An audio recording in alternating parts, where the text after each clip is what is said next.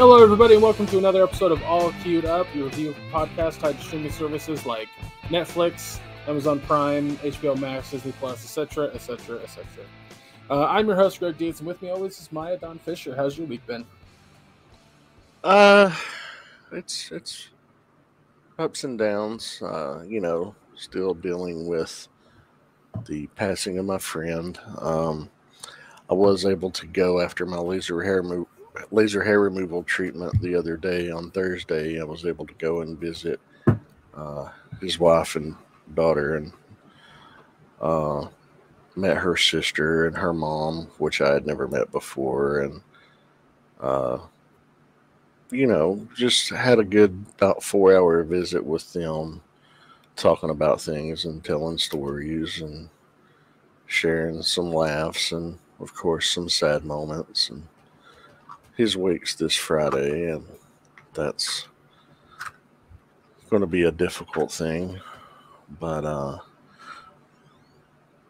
you know, dealing with that. But other than that, I've been, finally we got to play some D&D last night, so that was wonderful. That's pretty fun, yeah. That was much needed. I'm glad I got everyone to laugh with my silly character. Oh yeah. You know, that was the first time actually playing with that group.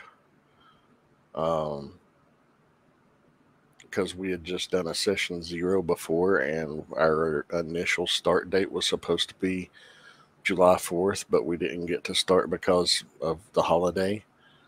But yeah, we got to play last night and had a good time. Everybody seems to mesh pretty well. So far, didn't have any conflicts or anything. No. Very, very amusing use of poop in the game. That's the thing. Sometimes in D&D, people, sometimes you deal with shit. God, back when our other campaign literally had poop fall into my mouth because it was healing property. It had healing properties to it. Yeah, that was hilarious. But yeah. So laser hair removal, visiting friends. You know, playing a little bit of Final Fantasy VII Remake on the PS5, playing back through it again because I haven't played through it since it first came out 2 years ago after I defeated it on the PS4. But now that I got it for the 5, I'm like, yeah, I'm playing through this again. It's got to look so much better on the 5. PS5. I mean, it's pretty incredible.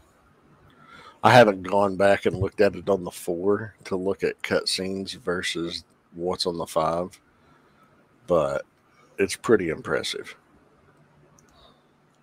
But yeah, that's essentially been my week. How's your week been? Stressful, just constant losing sleep because of the car situation, and we're actually recording this a day earlier than we normally would, because I'm not going to be in the right frame of mind tomorrow to record. Well, that and just the time factor, and we have no idea what the verdict is going to be on your car either. So yeah, I got to keep my schedule open and whatnot. So yeah, it's rough because I want to be able to take care of my parents the best way that I can, and without a car, it's impossible. We don't have extra cash, so we're having to borrow it from different friends, different family members, and putting people out to help us out is something I just don't like doing. I really, really don't. Yeah. We had a situation here recently where my little brother offered to loan us some money to get food to last us until Wednesday, because that's when my dad gets paid. And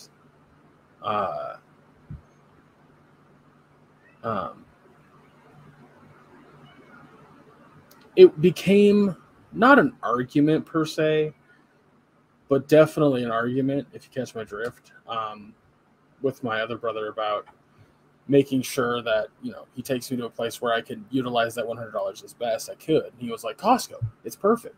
You get things in bulk. And I'm like, for 3 people, one of which barely eats, not going to work out. Argues with me constantly. It was finally, like, we get to Costco and I prove him wrong. Oh, sorry, I prove him wrong. And he's like, oh, I didn't know. I could have heard me the first time when I said it, but whatever. It's just infuriating. It's. I probably shouldn't be talking about it on stream, but I'm racked with stress and anxiety, and I don't.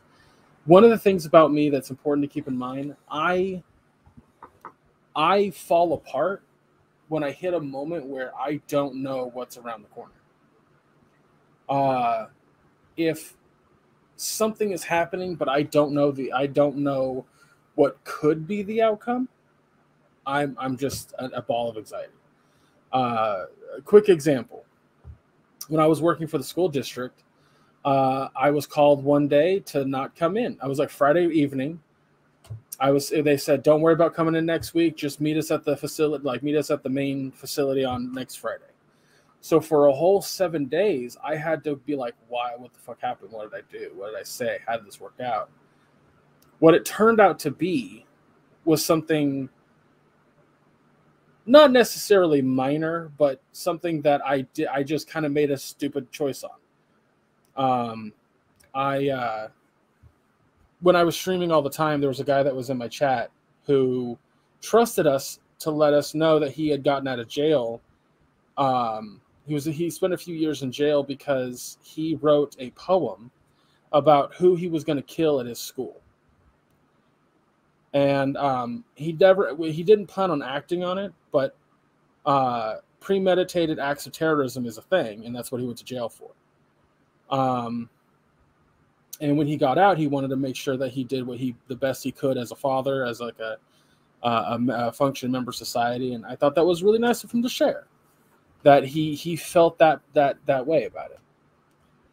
So I decided to tell another coworker at the school that he was planning on doing this.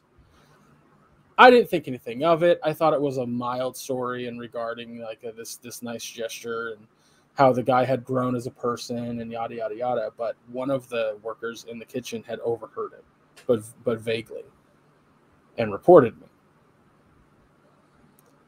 So when I went into the main office to talk to her, she's like, "Were you talking about wanting to harm the school, like as in a school shooting?" And I'm like, "What? No. What the fuck? No."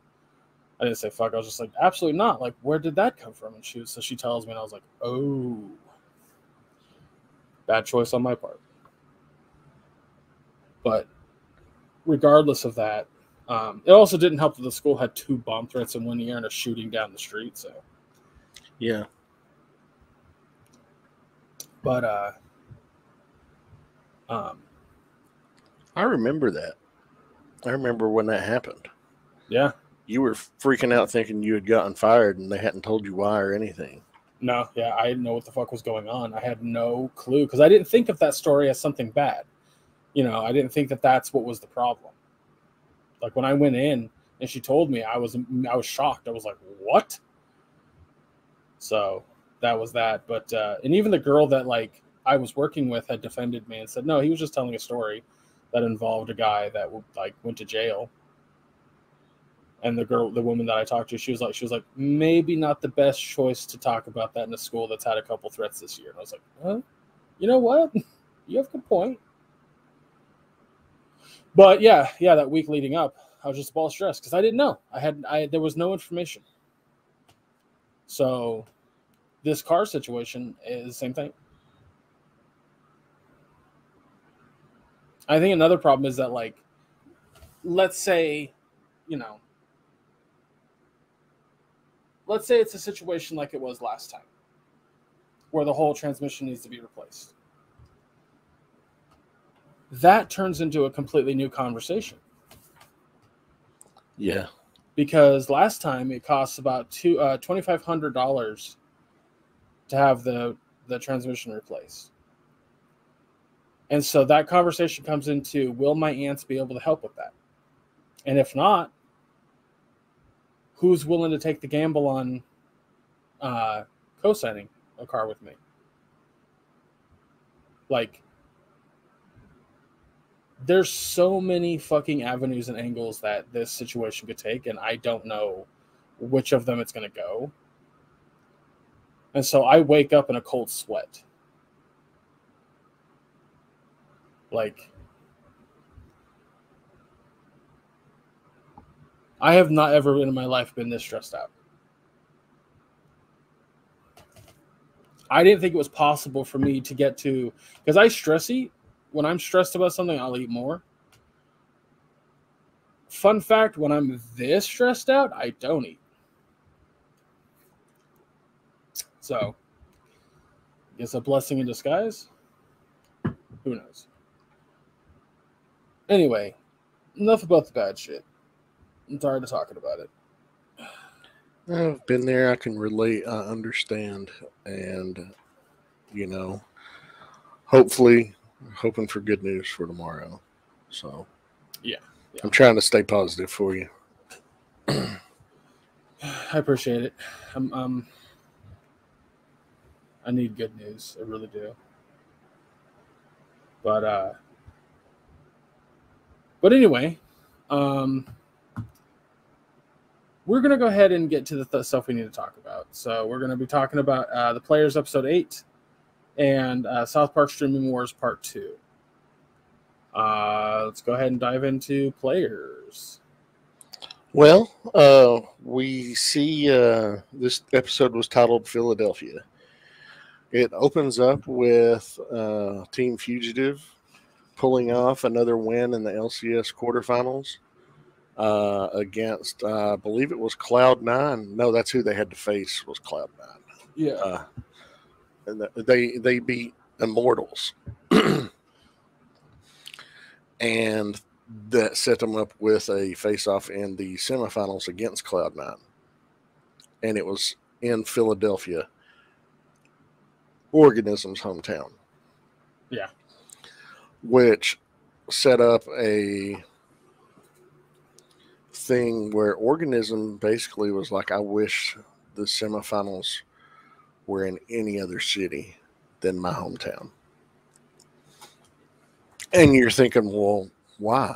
I don't get it. Why? And we see it unfold. It's like all of a sudden, here's this young 17-year-old kid who's gaining fame and popularity and got a multi-million-dollar 2-year contract worth $3 million with this team by playing video games, which is the thing that his family basically ridiculed him for and put him down over. And now all of a sudden they want a piece of the pie, essentially. Right. Essentially. And like his own mother, he's like, oh, look at you playing your little video game. I don't know what's going on, but it's so exciting, And he sees right through all that. With the help of Cream Cheese, too. With the help of Cream Cheese. There you see them starting to bond a little bit. They're playing well together. And he's like, look, I know your family wants you to do family shit with you and everything, but we need you here with us. We need to do this as a team. And, they have a little bit of a bonding experience, and they go up against Cloud9. I thought it was Cloud9. Yeah, they go up against Cloud9, and, they go down 2-1, and then they come back and win. And when they come back and actually pull off the win, Organism is telling Cream Cheese, hey, wait, no, let's not do this. Let's do this. And Cream Cheese is like, you know what? Yeah, I'm with you. Let's do this. And they start working really well together, and Organism becomes the team shot caller and all of a sudden. And they pull off this incredible win. And then his brother's like, okay, we got to go and do this sponsorship thing. And he's like, no, I'm not going. yeah, we got to do a sponsorship thing. Then when there's a victory party at the house, he's like, I'm not going. I'm staying with my teammates. And he goes the fuck off on his brother, his family, everybody there. And it was glorious to see. Very satisfying, yeah. You know, I mean, the entire time that he has been doing this, his brother's been up his ass the entire fucking time trying to make money. Yeah. Not caring about Organism's fucking well-being, not caring about the team dynamic. He just cares about money. Yeah. And that's made for some very fucking funny scenes, but at the same time, it's like these characters are characters, and they I think that's a testament to this show's like really well structured dynamic is that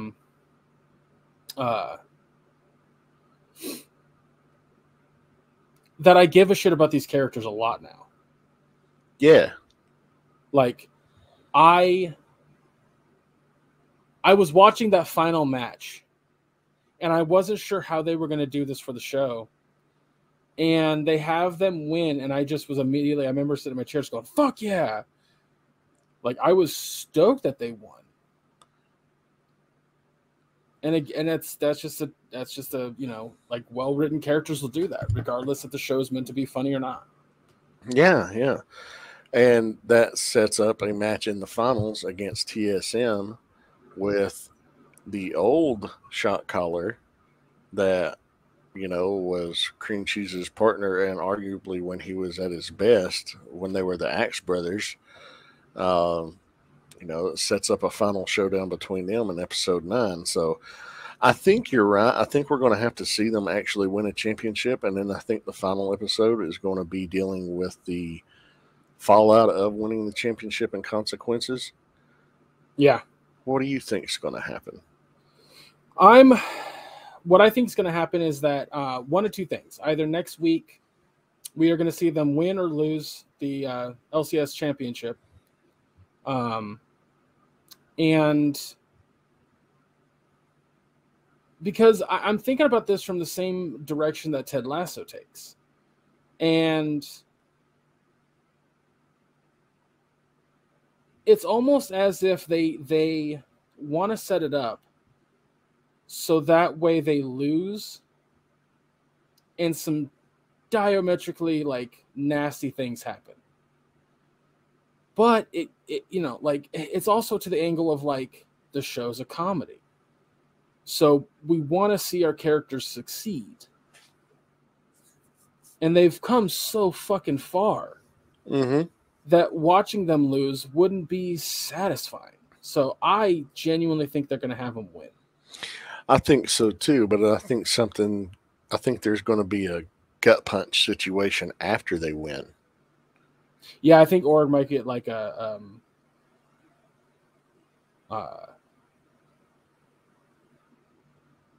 deal with like Cloud9 or some shit. Oh yeah, you were thinking they may trade him away. Yeah, like the new ownership may trade him away. I don't know. I think the new ownership will trade Cream Cheese away and try to restructure and rebuild around Org. Yeah. And that's the thing. Cream Cheese, Fugitive is his life. It's his baby. That's all he has. Yeah. And it's no longer his anymore. So, yeah, I think that's a way that they could go. I'm interested to see how these last 2 episodes will go, though. Yeah, same here. I mean, I'm fully in it. Like, I'm fully with this show. I'm fully like invested in these characters to see where they go.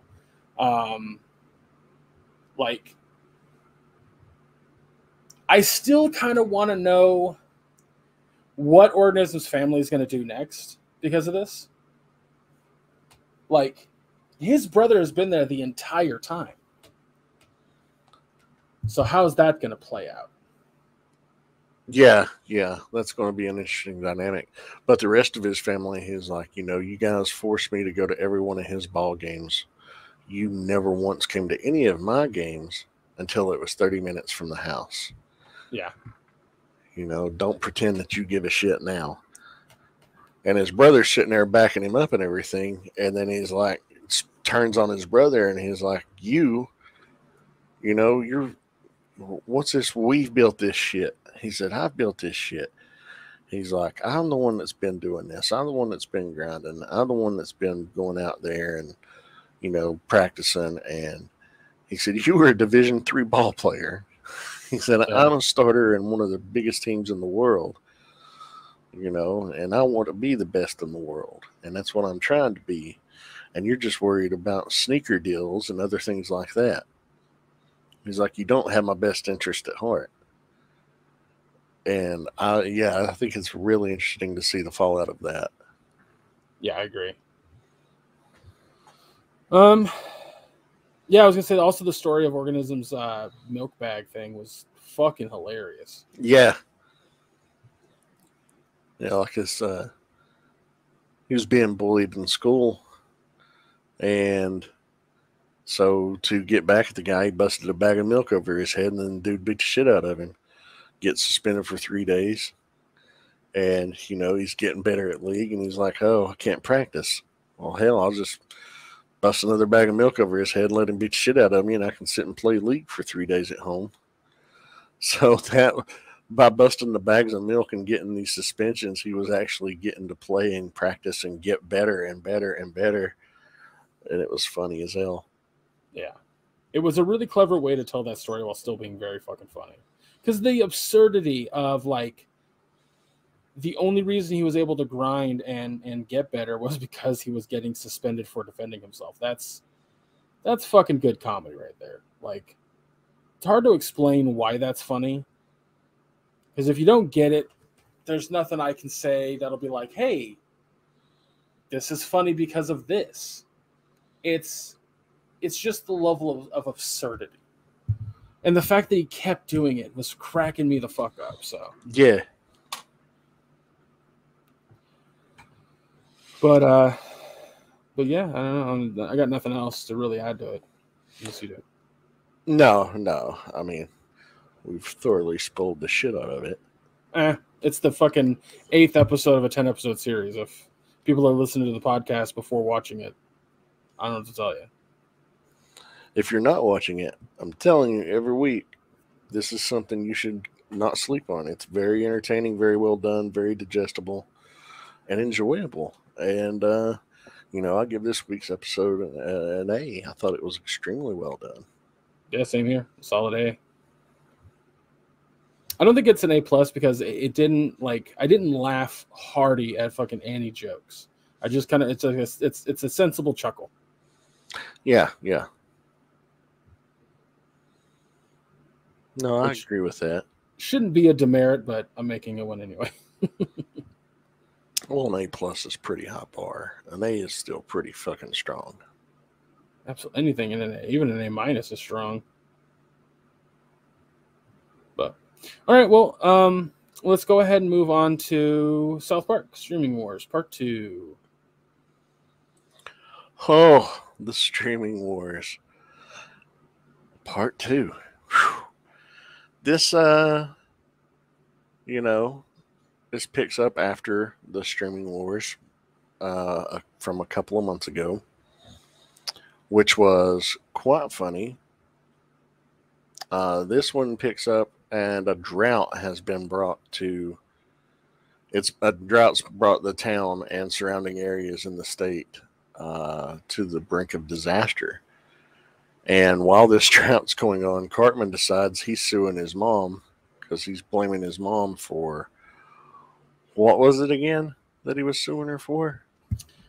He wanted her to get fake tits so that way he could get his out.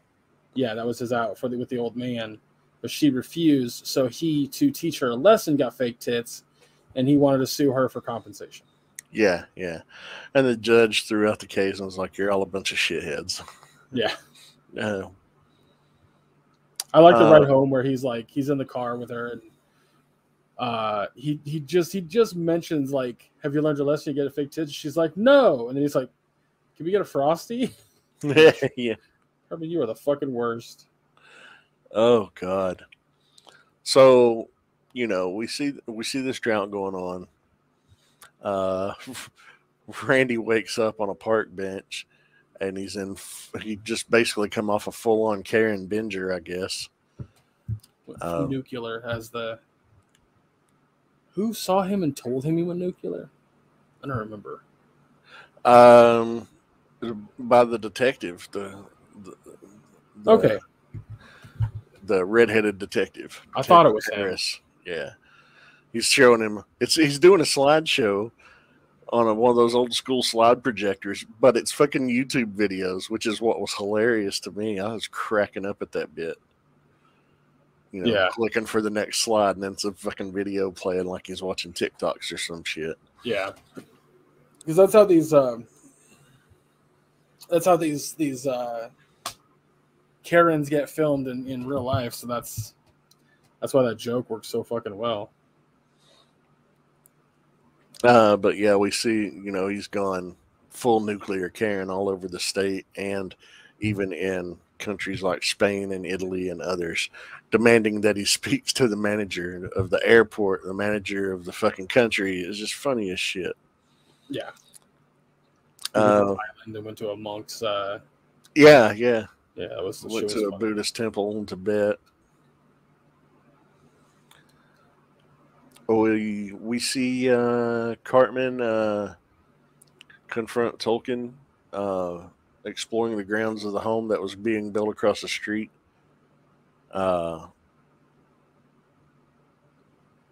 Cartman finds out that Cussler was killed and didn't just move away. And he's like, why would somebody want to have the person I wanted to be my dad killed? And then he's like, it was my mom,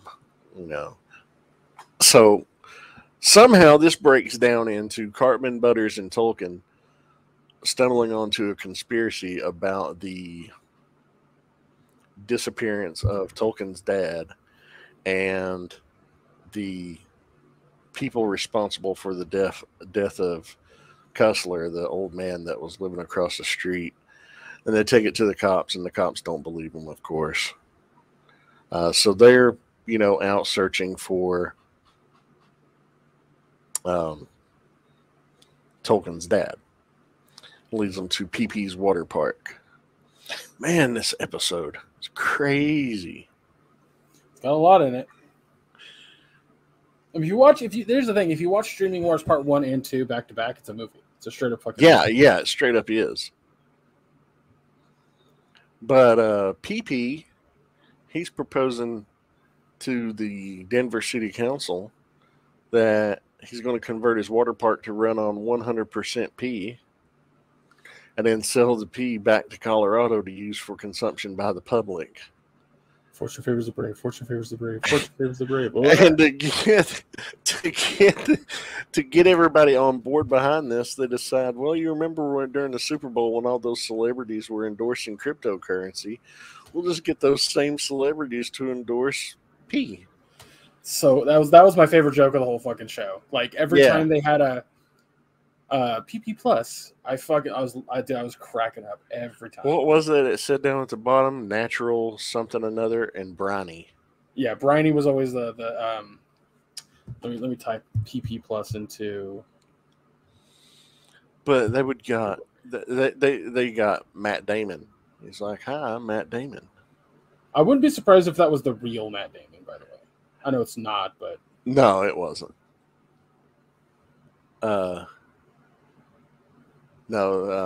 Trey Parker did the voice of Matt Damon, Gwyneth Paltrow, Larry David, LeBron James. Matt Stone did Tom Brady. But yeah, they also had Reese Witherspoon, Naomi Osaka. Matt Damon's in. Are you Rin? Yeah. The Larry David one, I lost my shit as soon as I saw him. It's like, I said, go and buy this stuff. I don't even know what it is, but it paid for this for me. So yeah. And now, and then somebody's just pissing off camera into his mouth. It's gross and funny. It's like, you may not love pasta that's been cooked in pea water, but have you tried it? It's like, Oh, Sustainable, natural, briny is what it says. Yeah, sustainable, natural, and briny. That's right. Fuck, it's funny. Fucking hilarious. That was by far, like, again, like the rest of the episode was really was funny, but that shit, like making fun of those celebrities for crypto was top, like just top notch, just perfect satire for me. Yeah, and it went through the whole episode, and the whole episode's about 52 minutes long, something like that. Yeah. But like I said, they had Matt Damon, Gwyneth Paltrow, Larry David, LeBron James, Tom Brady, Reese Witherspoon, and Naomi Osaka. So they had that many different spots that they did in each one of these, and each one is something more absurd, you know, and all of them involving either drinking or showering in pee or eating something that was made with pee. And every time they're about to do it and they're grossed out, they all start chanting "Fortune favors the brave" really low under their breath. So good, so fucking funny. I will say this, a critique about the episode. I don't think that their analogy of climate change via Man Bear Pig works as well as it did then, as it doesn't work now as well as it did then. No, I agree. Especially when they flat out call climate change, Man Bear Pig climate change a couple of times. Yeah, definitely. It just feels a little like not trying too hard, but like, hey, we have this like weird continuity within our own little universe and we have to sustain it. And it's like, no, you're a fucking cartoon. You don't have to sustain shit. Yeah. I mean, Kenny's only been killed like 97 fucking times and he's still on the show. Right. They did actually in universe canonically write why that's the case. I don't know if you remember it, but it was like his mom had some weird thing put in her to where every time he would die, she'd instantly get pregnant and have another Kenny the next day. And he'd go from like fetus to 9-year-old to 9-year-old within like a matter of hours. Huh. And then they just stopped killing him altogether. Well, you know, her vag is probably worn out. Well, that's again, this is why I say like the Man Bear Pig angle, it doesn't work super well to me, because like the only joke that really worked in regards to that was the last joke. When everything's said and done and Man Bear Pig, his wife, girl, pig woman or something like that. Pig bear girl. Pig bear girl. And then their son, Chuck. They're like fucking totally Chaka from Land of the Lost. Yeah. They're like, shouldn't we? If that's climate change's son, should we go kill him? And like that joke alone was funny. Yeah. But other than that, I was like, okay, I get it. It's it's a climate change joke. It's, you guys are wearing it thin. And again, the reason, I cannot stress this enough, the reason I say that about this character is that South Park has a history of understanding how long a joke can run. By the end of this episode, Randy is no longer growing weed. He doesn't have Tegrity Farms anymore. Yeah, he's back to being geologist Randy. Yep. And but he had to smoke weed to become Karen to be able to get into the water park. Which seems like the polar opposite of how you are a Karen. Yeah. I thought that was funny, you know, when his wife Sharon hands him the fucking jar of the Thanksgiving special. He's like, I'm just going to let you know, in a few hours, I'm not going to remember any of you. I also liked the Doctor Strange reference when he was... Yeah. When he was getting high, he's like, oh, yeah, that was funny. It's just that. It was clever. It was really clever. Yeah, I mean, I like Randy no longer being a weed grower, and now he's going to go back to how he was normally, and they even like break the fourth wall a little bit by acknowledging that the joke ran its course. Oh yeah, they can do the same with any joke they've ever made, but they choose not to at weird times, and I'm like, it doesn't work. It doesn't work as well as you guys think it does. And that's fine. Not every, it's comedy. Comedy's difficult. Yeah. And they certainly tried to make it work. And, well, the fact that it doesn't is, it's fine. It's fine. South Park isn't always going to be 100%, but, we did have a lot of great jokes out of the episode. A lot of great jokes. Like the fact that deck. What's that? Every time they mentioned the pitch deck, somebody was like, what? Yeah. Butter's like, my uncle showed me his dick once. I saw that joke coming a mile a fucking way, by the way. Like, I was oh, like, yeah. Absolutely, but it was still fucking hilarious. The one joke that kept popping up that was making me laugh was anytime it was about Cartman's boobs. Yeah. My eyes are up here, sir. Butters, my eyes are up here. Butters, goddammit, my eyes are up here. Sorry. Because Butters really was staring at him every time. Oh, yeah. But, this is at the end of this episode, it definitely is like it's putting the next stuff we see of South Park will have a somewhat sense of back to basics. I don't think that there's any lingering. I don't think there's any lingering issues that they could write a story about after this. Like maybe if they want to do something with Man Bear Pig in the future and Chuck. But other than that, like Randy's no longer growing weed. Cartman doesn't have his boobs. Shit's gonna be normal in South Park when we revisit South Park. So, at least for an episode. Yeah, well, yeah, it's a clean slate going in. So that's fun, and I think a clean slate works for them because of their sense of satire. Now they can kind of they have a lot more wiggle room to do whatever they want. Whereas I feel like before this they didn't. Then again, it's South Park and they do whatever the fuck they want. Yeah. As long as the satire is good, that's all I care about. Oh, absolutely. But any other thoughts?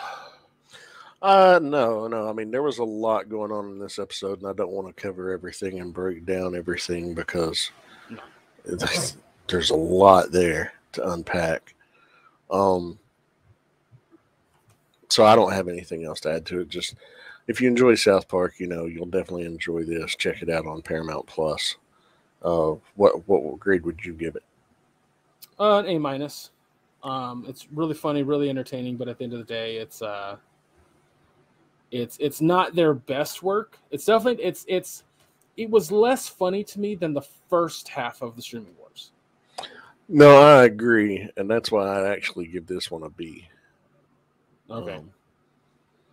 I mean, there was some funny shit, don't get me wrong, but by the time the episode wore on, it felt like they were really beating a dead horse with certain things.